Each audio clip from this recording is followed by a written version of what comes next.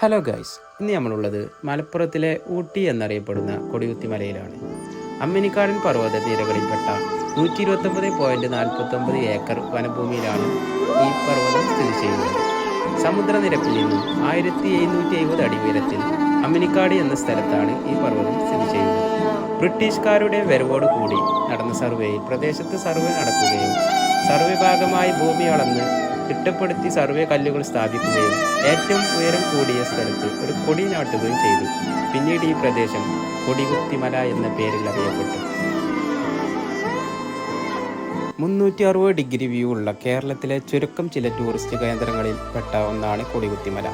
1998 ഇതിനു മുകളിൽ തായക്കോട് panchayat watch tower സ്ഥാപിച്ചത്.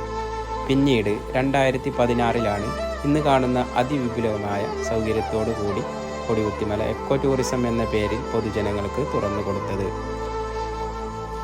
നമ്മുടെ ചാനൽ ആദ്യമായിട്ട് കാണുന്നവരാണെന്നുണ്ടെങ്കിൽ സബ്സ്ക്രൈബ് ചെയ്യാനും ലൈക്ക് അടിക്കാനും കമൻറ്റ് ഇടാനും